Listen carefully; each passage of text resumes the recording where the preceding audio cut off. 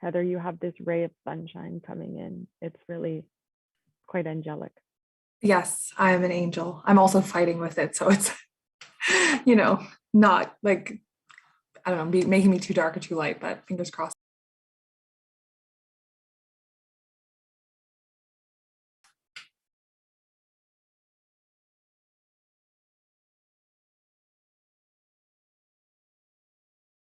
We would like to begin by acknowledging the Indigenous peoples of all the lands that we are on today. While we meet today on a virtual platform, we acknowledge the importance of the land in which we each call home. We do this to reaffirm our commitment and responsibility in improving relationships between nations and to improving our own understanding of local Indigenous peoples and their cultures. From coast to coast to coast, we acknowledge the ancestral and unceded territory of all of First Nations, Inuit, and Métis people across the lands we now call Canada. Please join me in a moment of reflection to acknowledge the harms and mistakes of the past and to consider how we can each, in our own way, move forward in a spirit of reconciliation and collaboration. I'm connecting today from North Bay and would like to recognize that North Bay is located in the unceded and ancestral territory of the Anishinaabe people, specifically the Nipissing First Nation. This land is governed by the Robinson-Huron Treaty of 1850. I encourage and invite you to recognize whose land that you're joining us from and let us know in the chat. To find out more about the land on which you reside, please visit native-land.ca.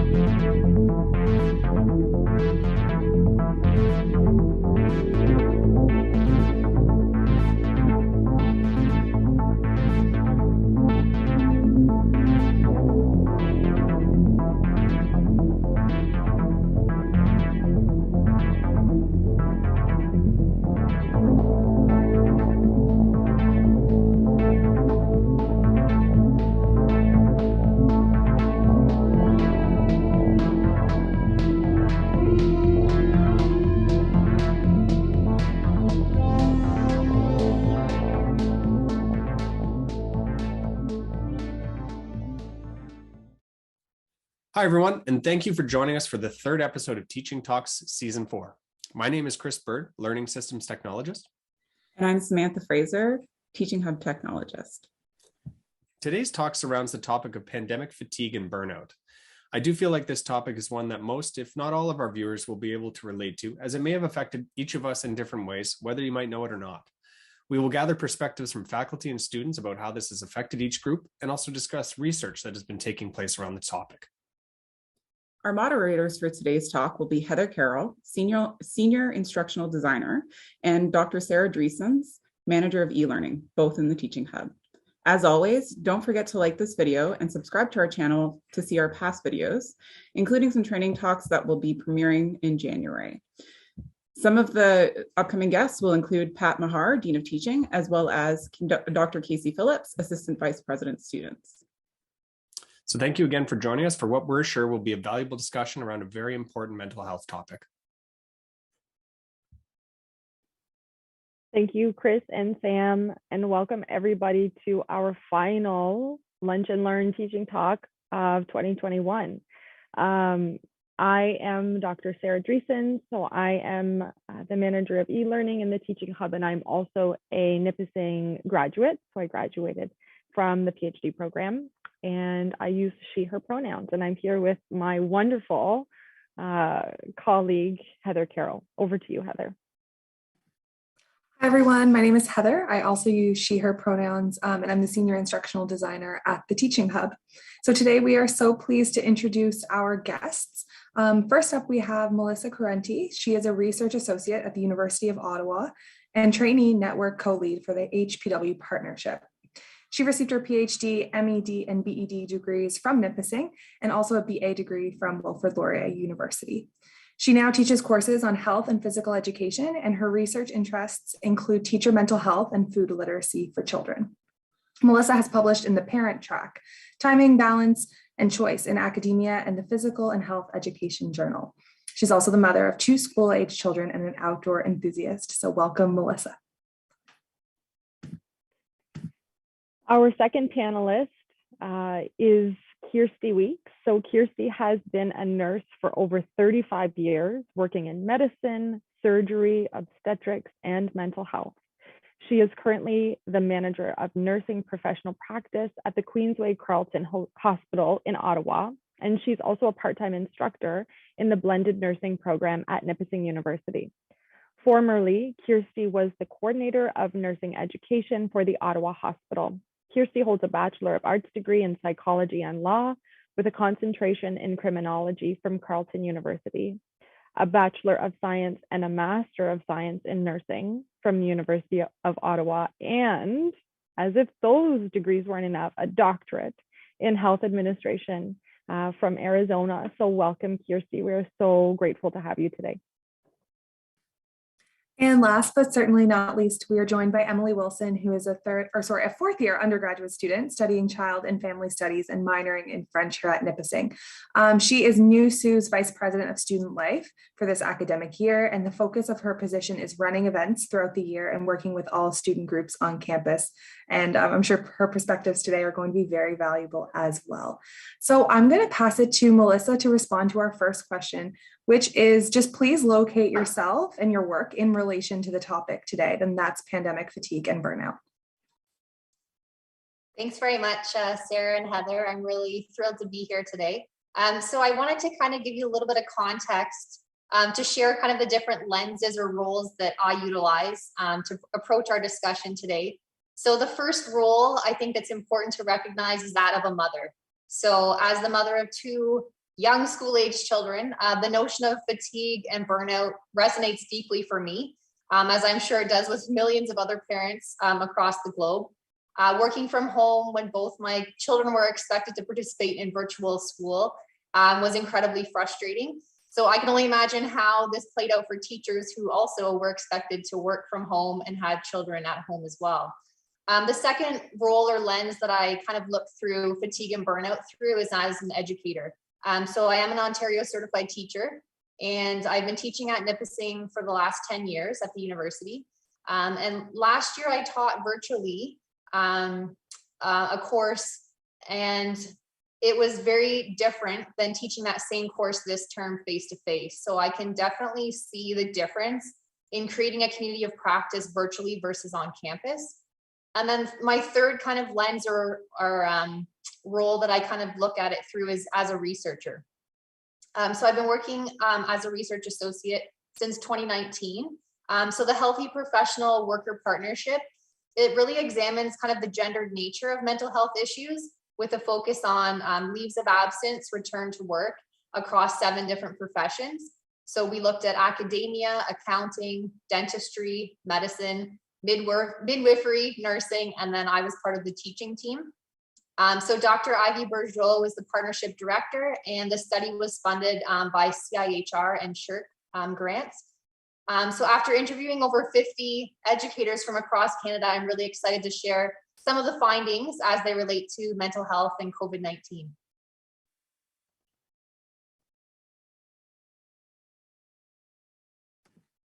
Thanks so much, Melissa. And it was very interesting as we segue into Kirsti about how you touched on the healthcare sector there as well, even though your focus is education. I will ask Kirsti the same question. Could you please locate yourself in relation to the topic today?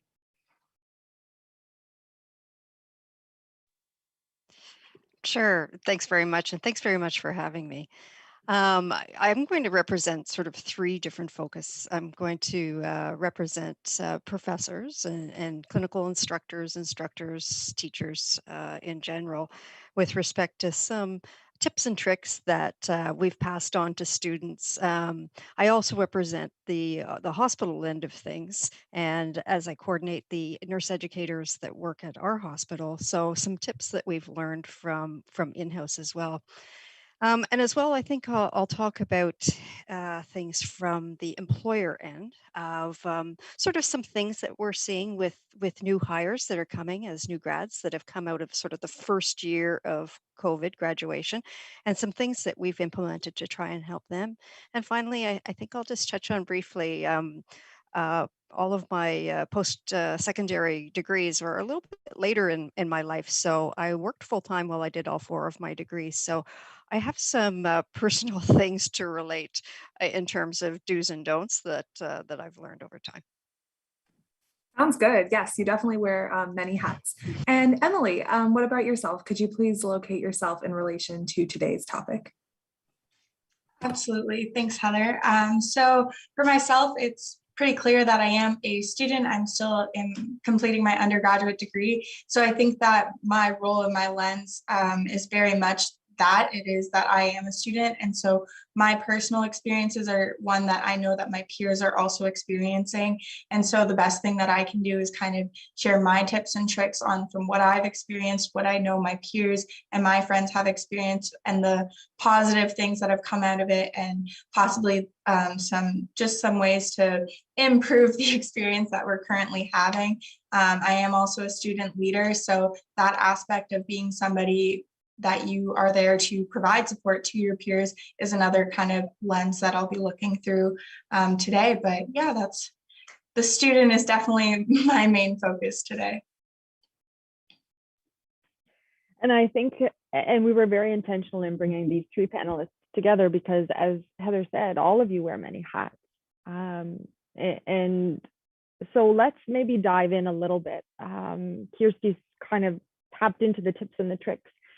So what are some tips or tricks or strategies that folks can implement to mitigate burnout, to mitigate the fatigue that they're feeling? Because who knows what 2022 is going to look like, right? We see cases are ramping up again. I live in the Muskoka area and our case counts are skyrocketing. We just had a school close yesterday because there are so many cases. And so where can we go? Where do we start? And what strategies can you offer us personally, professionally, systemically, or even institutionally? And I'll pass it to Melissa maybe to set the tone and talk a little bit about the idea of burnout more broadly at first. Sure. So just to set the stage, can everyone see my screen okay? Yes, we can. Perfect. So just to give a brief definition of what burnout is. So this is taken directly from the World Health Organization. So burnout is actually a syndrome, and it results from chronic workplace stress that hasn't been successfully managed. So there's kind of 3 dimensions to burnout. So there's the feelings of energy depletion or exhaustion, increased mental distance from one's job, or feelings of kind of negativity, also cynicism related to the job. And then the third factor is reduced professional efficacy. So it's important to remember with burnout that we may all experience one symptom of burnout, but in order for it to be characterized as burnout, you have to experience all 3 dimensions of burnout.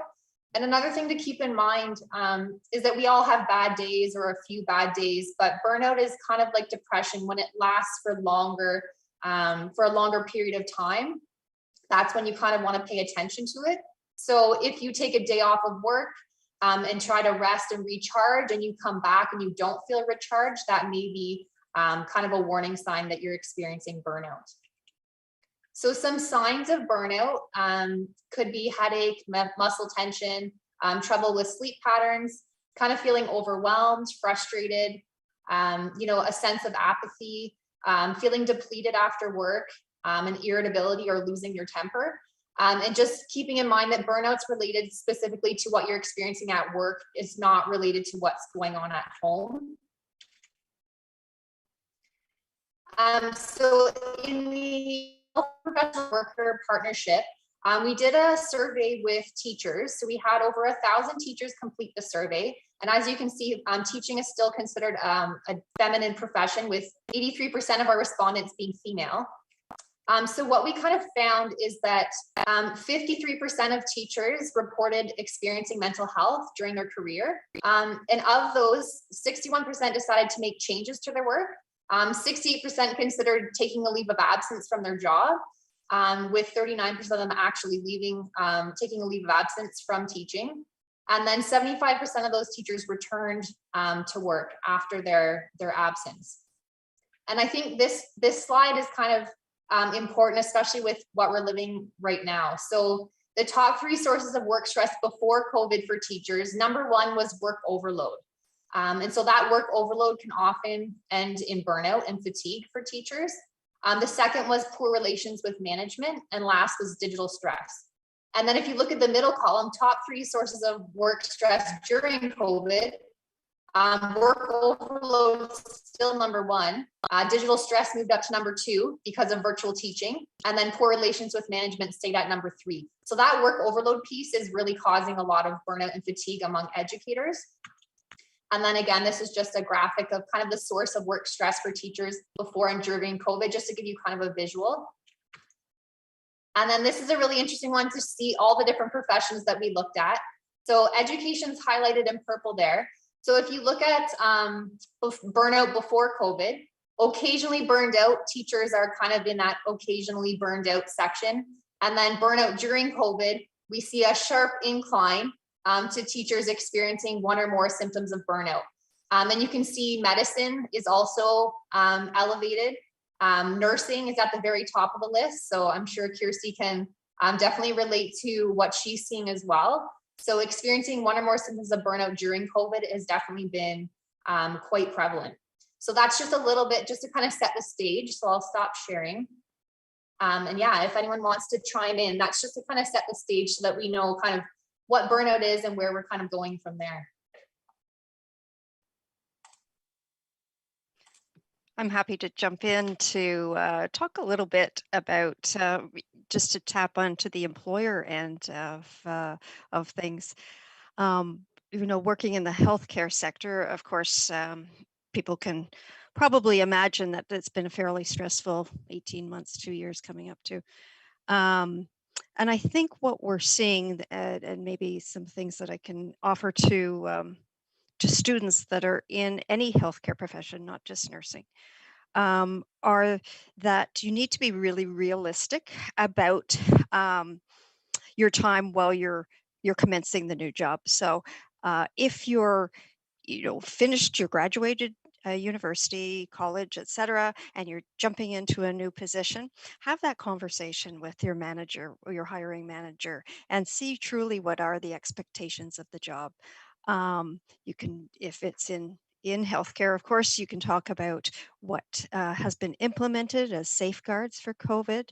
There's a lot of fear for new students and new hires coming into the hospital if you haven't experienced sort of the COVID life in a hospital, because it is quite different, wearing masks all the time. Yes, you wear them outside of here, but, masking, gowning, gloving to go into patients' rooms. And it has, to a certain degree, become a routine, which is good.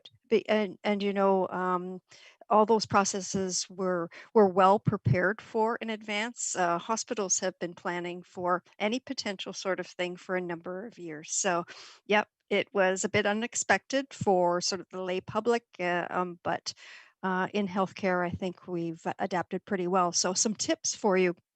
As I said, as coming into a new hire, don't be afraid to ask questions. Ask for help. Most employers, as the university does, have organizations and people that you can contact, help service groups that can provide you with support if you're feeling overwhelmed. Another thing that's really helpful too is ask for further orientation days, or in nursing, we have a formal orientation to the organization and their unit, but we also provide buddy shifts that you're linked up with another nurse or another healthcare provider, whatever your specialty is, to gradually integrate into the new role. At our hospital, as with most hospitals in Ontario or Canada for that matter, have implemented programs to include students from the time of graduation until, for licensing exams, you often have a bit of a gap. So we've included programs there to keep people's skills up to speed and allow people to integrate in. It's One more thing I'm just going to add about hospitals is keeping in mind that patients are suffering from burnout too. So we are seeing, and not just at my hospital, quite a spike in patients, not COVID patients, but a lot of mental health issues and a lot of health issues that people have put off because of COVID, not wanting to go to the doctor or not able to get to the doctor. So being very mindful that our patients are suffering from the things that we are too.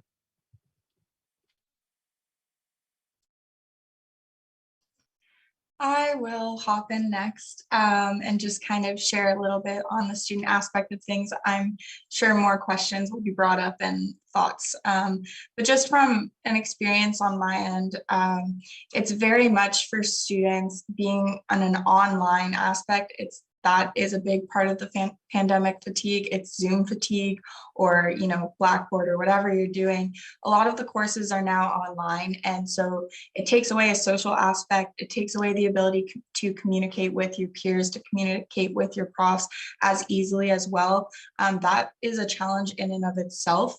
But with that, it's very difficult sometimes to maintain a routine when your courses have now become online. They may not be synchronous, they may be asynchronous, which means it's completely up to you to manage your time properly. And that can very much be a very difficult thing for a lot of students. I know for myself personally, it was very difficult to find a routine that fits with my work schedule, my school schedule, and then just making sure I have time to do everything within the day. That is very, very stressful. So I know that Kirsti said, you need to be realistic. And that I think is really important as well for a student, is making realistic goals and making a routine, setting up a routine for yourself that is realistic so that you can maintain it. I know it's very difficult. It's a lot easier said than done. And that's something to also remember, is that you have to kind of take a step back and really think about what can you do for yourself and what is the best step forward moving forward.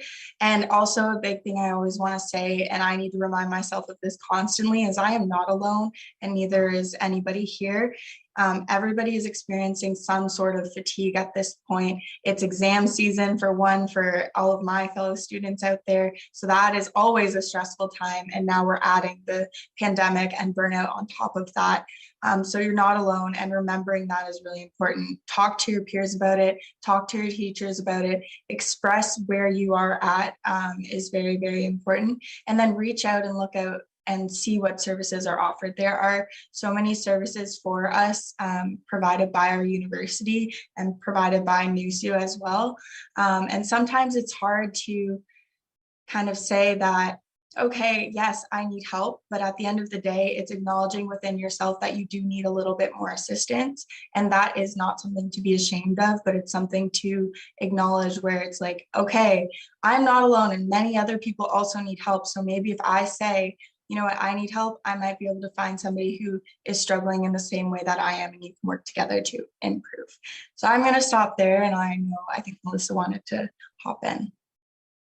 Emily, I think you bring up a really, really important point about not being alone.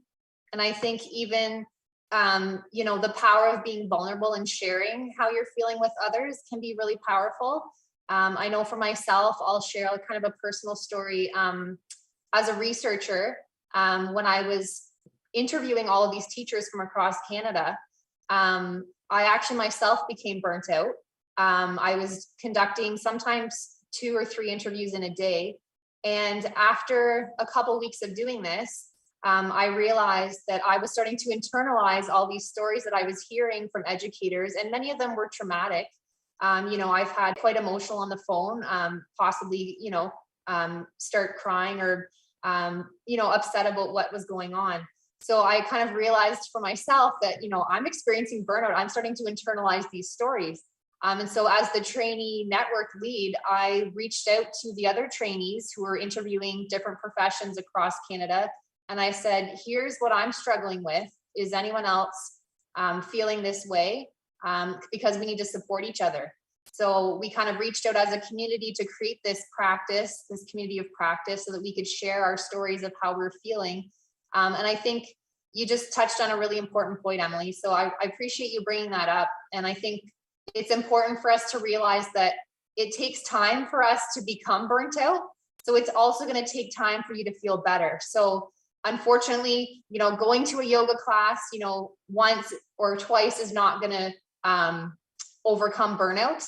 So overcoming burnout takes time and requires a really good support system at home, at work, and at school. So I think reassessing kind of your work-life balance or your school-life balance and making clear boundaries for yourself is really important. And so I really am grateful, Melissa, that you shared that story of internalizing the stories that are being shared with you. And Kirsti, you may or may not have experience with that too, being in the healthcare profession.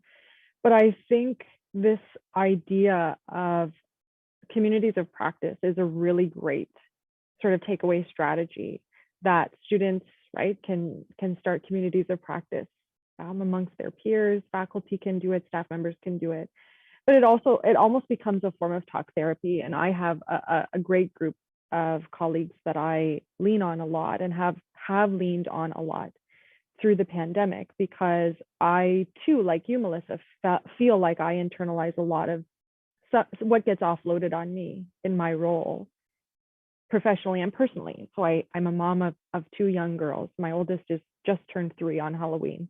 I have a baby who has only been born in the pandemic. Like, she is a pandemic baby. She's 20 months old, right? So those life experiences, I think, too, shift and shape, right? The what we experience, the level of burnout we might experience, how it's internalizing, and then how it externalizes back out.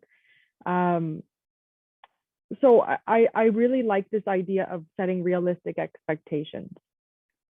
And I wanted to maybe dive in a little bit with the lens of a faculty member, since Melissa and Kirsti, you both wear those hats. I wear that hat too.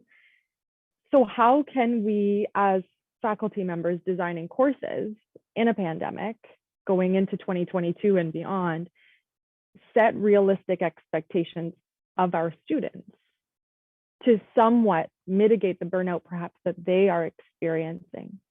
I know I'm kind of throwing that question into the mix, but I think that it's relevant, and it's a conversation that I've had in many different circles. So does anyone have any thoughts on that? Sure, I'd be happy to add my thoughts. My teaching at Nipissing has all been online over the past 5-6 years. Prior to that, I taught at Ottawa U face-to-face long pre-pandemic. So in my program, the blended RPN to RN program, it wasn't a change for us in terms of the format. But that being said, format is one thing and life and reality is another thing.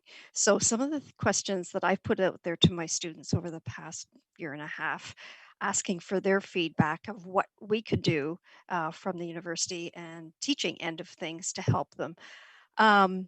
Some of the things that we've tried to implement and hopefully have been effective is putting out the whole course load right at the beginning of the course. So the expectations of what assignments will be due, when are they going to be due. The course I teach is asynchronous. So if someone wanted to start assignment from week 7 in week 1, they could commence that. So I always tell students to create a schedule for the term, identify all the due dates, double check the due dates, because we all know that, or maybe we don't all know that, with burnout, one of the symptoms and signs that we see is people being forgetful. So we want to double check things, contact your prof, contact your instructor if you have any questions about confirming a due date, what the assignment requirements are. There's nothing worse than the, assignments due this week and I don't know really what the expectations are. So if you don't understand, probably other people don't understand, so that we can get that information out there to you. For online testing, that's new for a lot of people as well. Check out your computer ahead of time. Often the professor can put up a test for you, a practice test that you can have a dry run. You don't want to have your exam time come up and you're going to have a technical issue with your computer. As well, if you're thinking of how many courses you're going to take per term, and this varies from program to program, don't overload yourself. You know, I'm 57 years old. I didn't get my doctorate until I was 50. I had to spread things out. I was working full time, and you have to think about, whether I graduated at 49 or I graduated at 50, didn't make a big difference in the grand scheme of things. So if you're thinking back to my younger years, that if I'd graduated at 23 or 24, is that going to have a huge impact? So really be realistic about that. And a big component that we've probably seen, that I've seen a lot of it, and I know in speaking with a lot of other profs, is if you're thinking, if things are starting to build up, you're noticing you're getting overwhelmed, you may not get something done, contact your prof and ask for an extension. Don't ask perhaps 2 hours before something is due. So ask for an extension in advance. And the flip side of that as well, though, is realize that it's going to have an impact on the prof, and the prof may be experiencing some burnout as well. So if you are granted an extension, think about, maybe not having the expectation that your paper is going to be marked the next day, etc. So, it's that looking at both perspectives thing again. I think for myself, and these are things that I did before COVID, but I really like to develop a relationship with the students that I teach. So I often send an information sheet before the course starts, just so I can get a general overview of what the students' interests are, what they're hoping to get from the course, if they have any kind of questions leading into the course. So really developing that relationship ahead of time, if possible, can be really great. I like to include mental health check-ins, whether it's, putting an emoji in the chat when you first start, if you're virtually, how's your mood today? Or if you're checking in person. And I like to include a mental health day in my course syllabus. So if a student needs a mental health day, they just simply send me an email and say mental health day, no explanation needed, because I think we all need that. I like to include a list of supports for students as well. And I think for myself, really just being extra kind and compassionate, especially right now. We're all dealing with different challenges. And so just having that extra care, compassion, and kindness towards each other is really important. And then just kind of providing flexibility with assignments and deadlines within reason. So if students are kind of overwhelmed with 1 week because they have everything due, saying if you need to hand it in next week, no problem, just communicate ahead of time and let me know. So lots of little small things, checking in makes a big difference for faculty and for students. Yes, I totally agree. And I also like the responsibility that we're placing not just on the students, but on the professors as well, and everyone in that ecosystem to fight burnout and to keep mental health at the fore. I do want to pass it to Emily. Emily, just from your perspective as a student, is there anything that you've directly experienced or that you've heard your peers talking about that resonates with you? Like you wish all professors would do X, Y, Z because it had such a positive impact. Yeah, absolutely. So when you first asked this question, I did think instantly of a story. It is not my story, so I will kind of omit any names just because it's not my story to tell. But last year, when it was first kind of experience of fully online courses and not having that interaction with students, with your prof, anything like that, a friend of mine was in their class and they had discussion posts. Now, discussion posts, they are the best way to kind of interact and share everybody's opinions when you don't have that in-person class discussion. But I also know that that is honestly one of the biggest things for students. It is a weekly thing. It is very stressful sometimes. And it really depends because some expectations for discussion posts could be like very, very long and need a lot of thought. And then other discussion posts are more maybe what some students enjoy, where it's just like, hey, share your initial thought and maybe use one extra source. And it doesn't take like a full day just to get that discussion post out.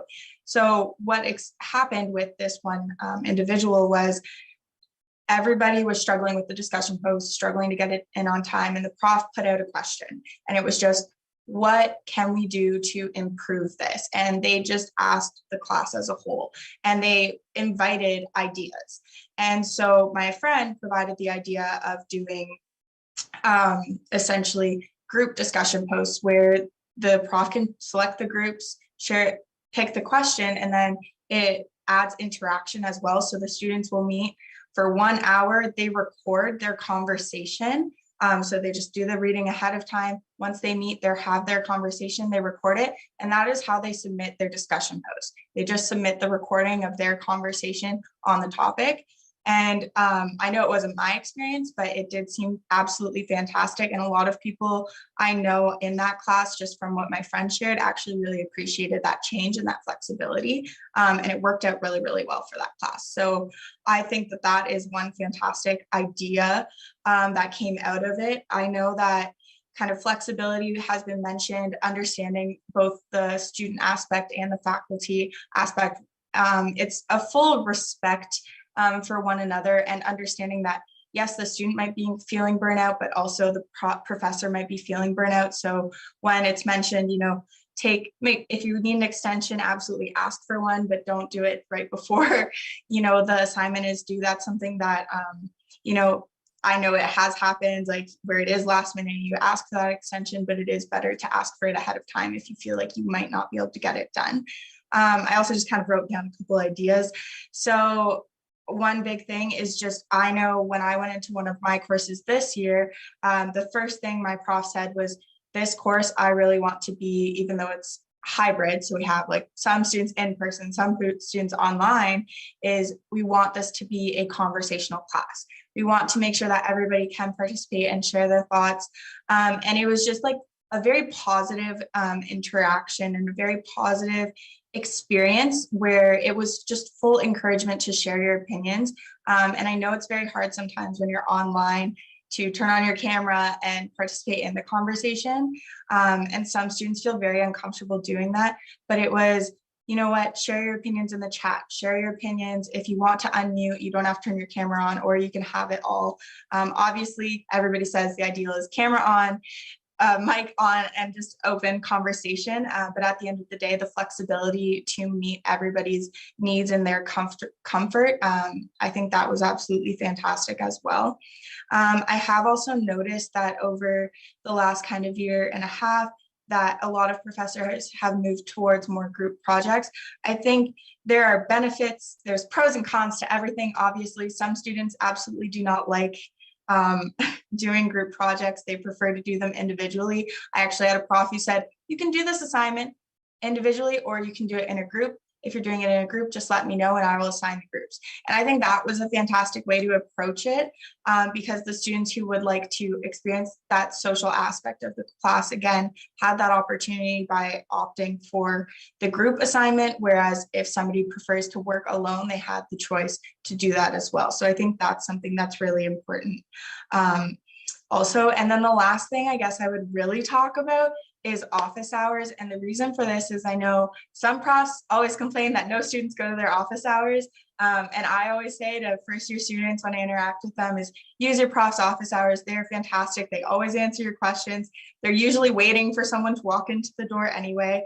But I also noticed some profs no longer have office hours. So kind of keeping office hours in the mix might actually be very beneficial for some students. So that would be, I guess, a suggestion to the faculty members. But then to the students is actually using that time. So if you're feeling that burnout, sending an email is great, but I think actually expressing yourself and taking the time to meet with your professor and say, you know what, I do need this help, or I need this extension, or this is what's going on with me. And then you can have that one-on-one conversation where people can really understand one another is really important. So I guess as a whole, those are kind of some of my ideas and some of my experiences. Thanks so much, Emily. And I really like that you pulled out a really good pedagogical practice there from professors. If you notice that the discussion boards are not working, to be reflexive and go back to your students and put them in the driver's seat and meet their needs in real time.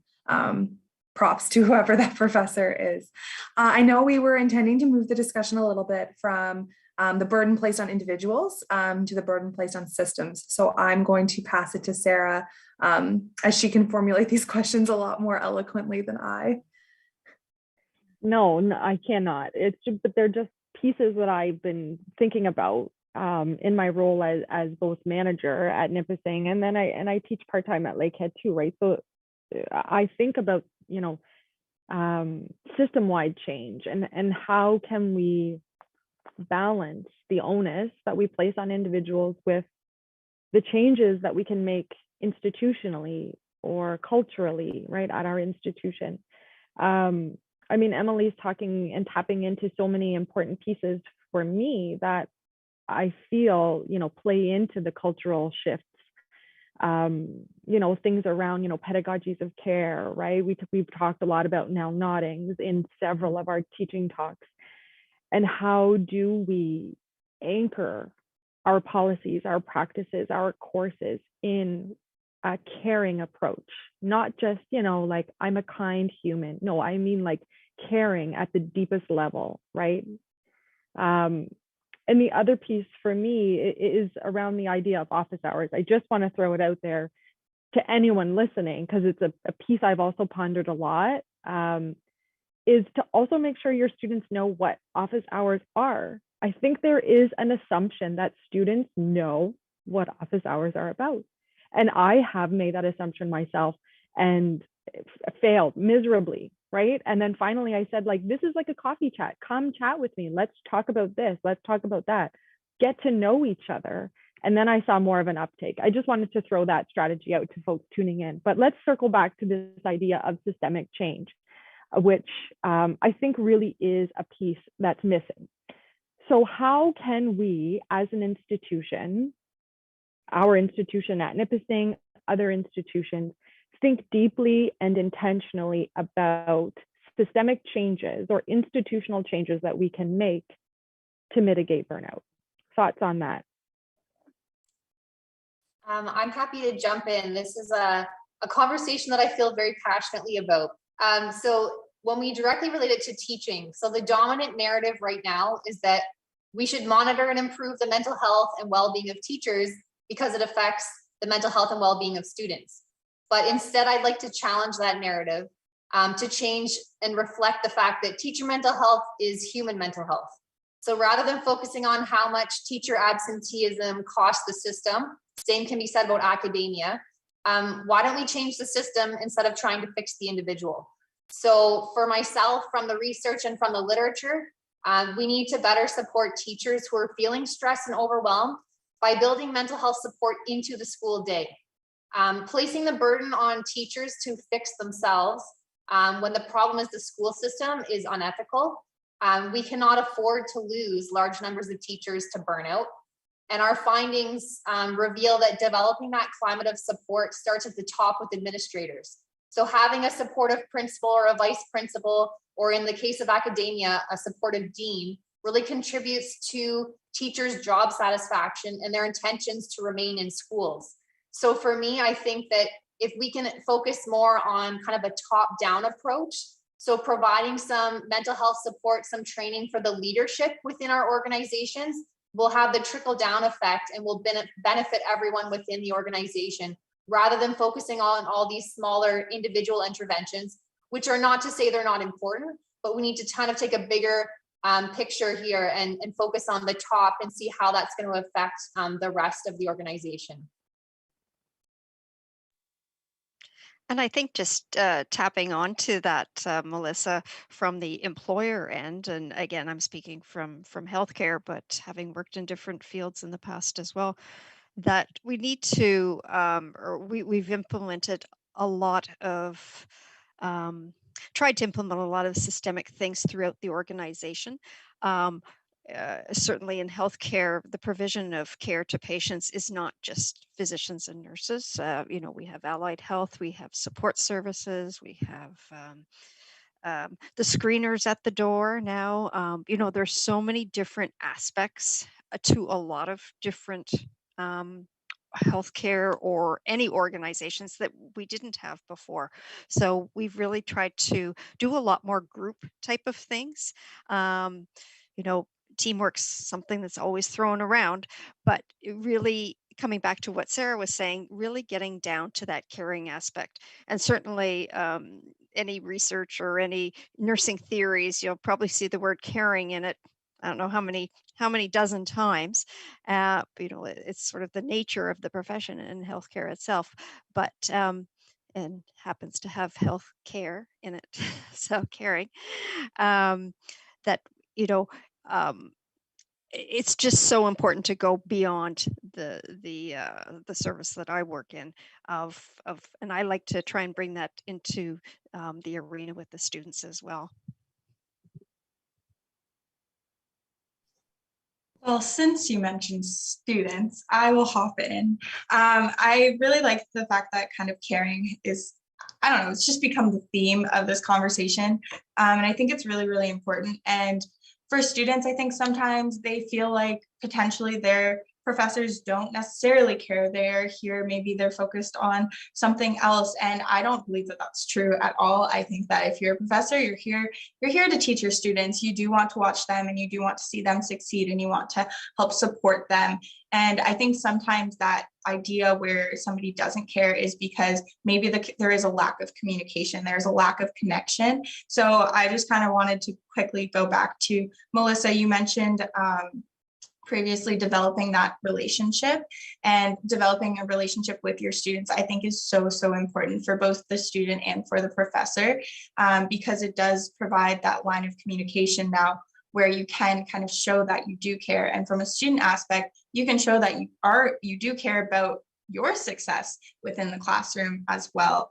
I know that it was also mentioned that we need this climate of support. And I think that Nipissing just as a whole has a really, really great service and support for students and just the departments as a whole, but sometimes it's just not voiced to our students, or they don't know what is offered to them. And I think system-wise, that's something that we maybe want to improve. And that's not just for here at Nipissing, but for any institution as a whole, is making sure that your students and your faculty and anybody within your community know of the supports that are offered for you, so that you know where you can go for help if you do need it. So that's something I just kind of wanted to hop in and kind of mention on the student aspect of things, as well as making sure that we know that people are there and that people do care, because sometimes, and it goes back to my moment of you're not alone. It goes back to that, because sometimes you just do start to believe that you're just the only person who's dealing with this, and that is not true. So reminding people about those supports. The other thing that I wanted to touch on was, Melissa, you mentioned a mental health day, and that's something that you offer within your courses, and you want to make sure that your students have that opportunity. I think that if that was implemented into the system as a whole, and every prof potentially offered, that would be incredibly beneficial for students, because that also kind of shows that there is a caring moment. And maybe that's something that also needs to be offered to the faculty members, of you can take a mental health day and you can say to your students, you know what, I need that mental health day today and we are not going to have class. And that should be okay. That shouldn't be something that is detrimental. So that is my opinion. Emily, I'm so glad that you brought that up, because I think that helps reduce the stigma that students and faculty feel towards admitting, like, I need a day off. And I think we all kind of go to like those physical symptoms and say, oh, I'm taking a day off because I have the flu, or I'm like physically not feeling well. But it's just as important that we recognize that it's okay to take a day off for your mental health. Like, mental health is just as important as your physical health. And one of the things that kind of inspired me that I want to chat about, because Emily, you mentioned that that you might be going into the concurrent education program when you're finished. One thing I wanted to bring attention to is kind of the teacher education programs. So as pre-service teachers, I kind of question, like, are we preparing pre-service teachers for the mental health challenges that they're going to face in the classroom, but also the mental health challenges they're going to be supporting their students with? So unfortunately, many teachers are entering the profession expecting to burn out, because that's the narrative and the messaging that's being sent out. So I really want to bring up a term that I learned from my colleague, Dr. Susan Rogers, who works at the University of Western. She's been a trailblazer with mental health and pre-service education. So she kind of challenges that burnout concept and says, instead of talking to pre-service teachers about burnout, why don't we change the narrative and talk about the notion of burning in? So you're going to burn into the profession, which leads us to focus on what's right and what's positive in teaching. So kind of contributing to that positive thinking, building resilience within new teachers to help support them, rather than giving them that messaging, you know what, you're going to burn out in the first 5 years, so just expect it. So I really appreciate the fact that you talked about the student perspective, because it just kind of full circle brings everything together. And just to tie in with that, Melissa, the concept of it's far easier to prevent burnout. I shouldn't say it's easier, but it's probably in the long run better to prevent burnout than having to deal with it afterwards. So really approaching it from that positive point of view. And as well, having the comfort level of saying no to people, whether it's friends, family, different commitments that you may have made, that really you have to make the realization that I can't do everything. And if you're making a commitment to school and to wanting to do something for yourself, because this is what you're really passionate about, of looking at what are priorities for you.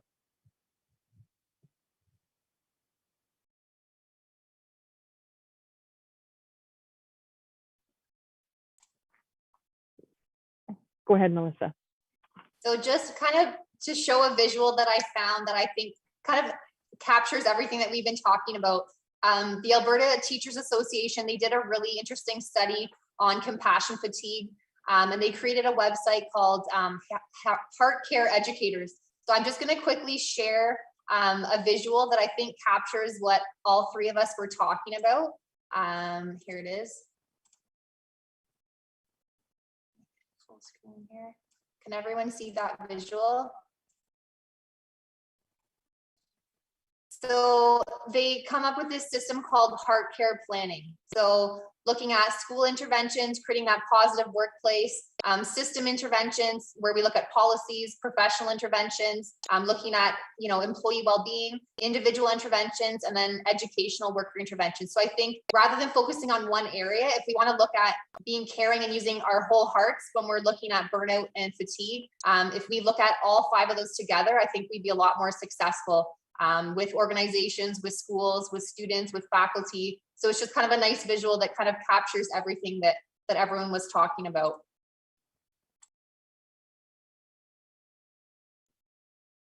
It's a really beautiful visual. I'm a visual learner, so I appreciate that, sort of seeing that all together. And we're getting a lot of comments from our participants on the reframe of burnout, right? Like burning in rather than burning out. So thank you for giving us that perspective. I have so many thoughts. I always have so many thoughts as we round and wrap up these teaching talks. Heather is trying not to smirk because she knows that I'm furiously writing a novel of notes. But one of the pieces that I've been working really hard on and being intentional with, and Kirsti, you kind of tapped into it, this idea of saying no, is not seeing exhaustion as a badge of honor. And I've shared that in numerous circles, and some folks have sort of heard that before because I can't take credit for it. It does come from the work of Brene Brown, who is life-changing for anyone who hasn't read or listened to her work. But I think it's a really important reframe, right? And we all are wearing all of these hats. And even in the beginning, these 3 panelists shared with us the multiple lenses through which they were coming to the table today to talk about burnout or burning in. Maybe that's what we should call it from now on.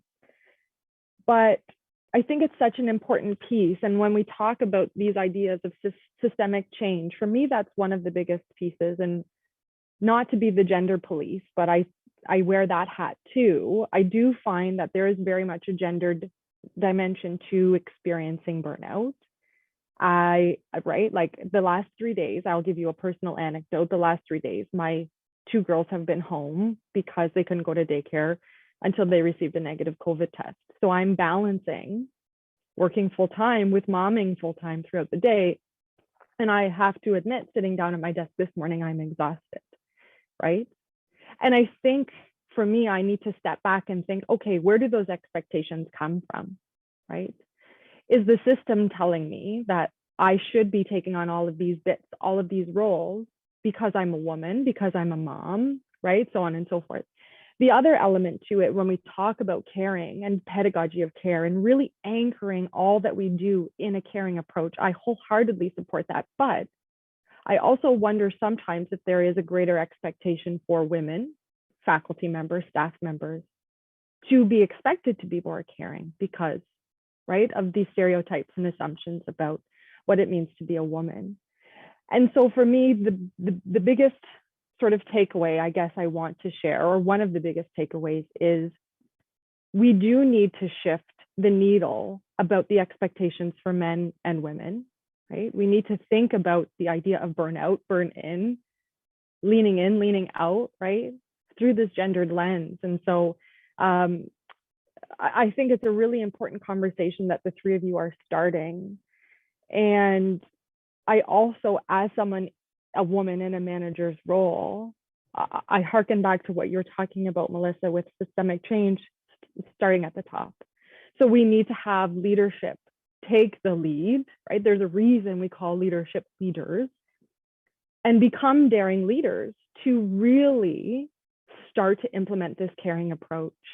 Because not only is it going to, yes, have a positive impact for all the other folks that it trickles down to, but more importantly for me, it means this is important. This work is important, right?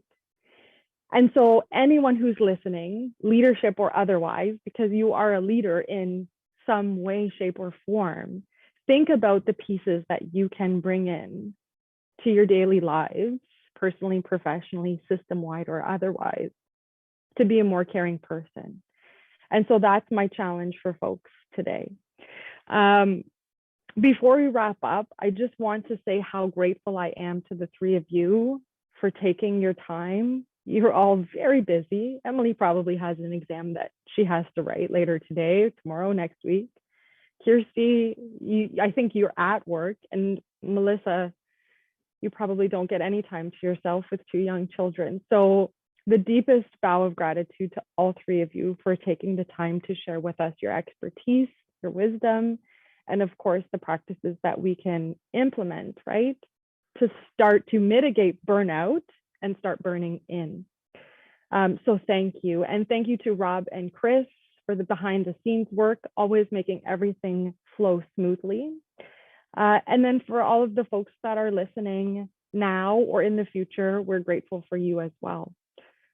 The final piece that we did want to end today's teaching talk with is just a note for those who are or may not be aware. December 1st is actually World AIDS Day, so it's why I'm wearing a red scarf. And it also marks the beginning of Indigenous AIDS Awareness Week in Canada. So today is really a time for reflection on what we have achieved as a national and global response to HIV. It's a call to action, right, to unite worldwide in the fight against HIV, to show support for those living with it. And it's also a time to mourn those who have died from the disease. The theme for this year's World AIDS Day is to end inequalities, end AIDS, and end pandemics. So it is fitting, right? Because we're talking about one epidemic in the middle of a global pandemic. So this year's World AIDS Day is taking place during COVID-19. And I think that it's really fitting that we talked about this very timely topic today. COVID has actually threatened access to HIV prevention, testing, treatment, and care. And so really today is about recognizing that more action is required. So what you can do at home, you can wear a red ribbon or a red scarf like I am. You can download a virtual red ribbon for your social media posts or your email signatures. Of course, you can educate yourself and you can demand federal decision makers to invest in this initiative. Locally in North Bay, the AIDS Committee will be tying red scarves around trees and lampposts, so you might see those while you're out and about today. And this is to, again, raise awareness and to spread some warmth. And then, of course, to learn more about World AIDS Day and the AIDS Committee of North Bay and area, you can visit the links in the chat that Rob and Chris are going to pop in there for us. So once more, thank you to everyone for being here today. And that's a wrap on our 4th season of our teaching talks. Bye for now. We always recommend running an up-to-date version of Google Chrome when using Blackboard and Blackboard Collaborate Ultra.